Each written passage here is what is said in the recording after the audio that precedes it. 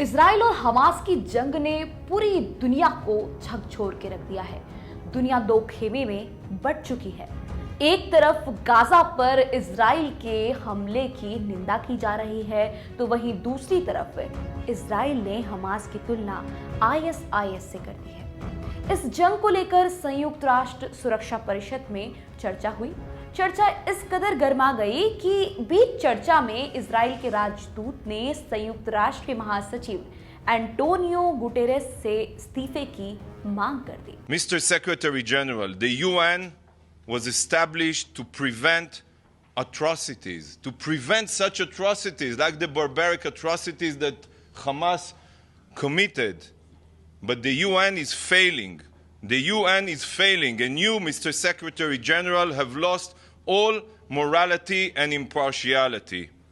Because when you say those terrible words that these heinous attacks did not happen in a vacuum, you are tolerating terrorism.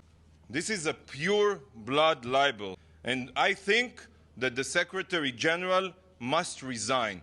Because from now on, every day that he is here in this building, unless he apologizes immediately, today we called him to apologize, there's no justification to the existence of this building. This building was established to prevent atrocities. How can the Secretary General, with his words, justify in any way the terrible atrocities that happened to our civilians, innocent civilians? संयुक्त राष्ट्र में Israel के राजदूत गिलाड एर्डर ने कहा कि UN chief बच्चों, महिलाओं और बुजुर्गों की सामूहिक हत्या को लेकर जो समझ दिखा रहे हैं, वो संयुक्त राष्ट्र का नेतृत्व करने के लिए उपयुक्त नहीं है।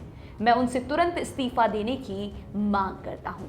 ऐसे लोगों से बात करने का कोई औचित्य नहीं है जो इजरायलियों और यहूदी लोगों के खिलाफ सबसे भयावह अत्याचारों को लेकर संवेदना जताते हैं। दरअसल हुआ यूं कि यूएन चीफ एंटोनियो गुटेरेस ने संयुक्त राष्ट्र की एक बैठक में इजराइल और हमास के बीच युद्ध विराम की बात कही थी।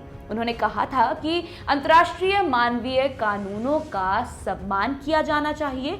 संयुक्त राष्ट्र महासचिव ने गाजा पट्टी पर इजराइल सेना की बमबारी पर चिंता जताते हुए कहा था कि कोई भी पक्ष अंतर्राष्ट्रीय मानवीय कानून से ऊपर नहीं है। गाजा के हालात दयनीय बने हुए हैं। वहां लोग खाना, पानी और दवा जैसी बुनियादी चीजों के लिए तरस रहे हैं। ऐसे में उन्होंने इजराइल और हमास से तत्काल मानवीय युद्ध विराम की अपील की थी। गुटेरेस ने मिडिल ईस्ट पर सुरक्षा परिषद की मंत्री स्तरीय बैठक में कहा था कि मैं सभी से अपील करता हूं कि इससे पहले कि इस युद्ध में और निर्दोष लोगों की जान चली जाए, इसे रोक देना चाहिए।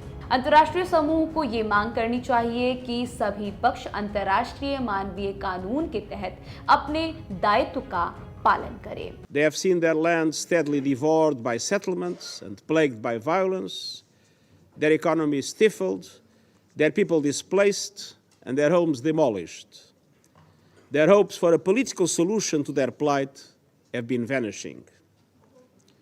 But the grievances of the Palestinian people cannot justify the appalling attacks by Hamas, and those appalling attacks cannot justify the collective punishment of the Palestinian people.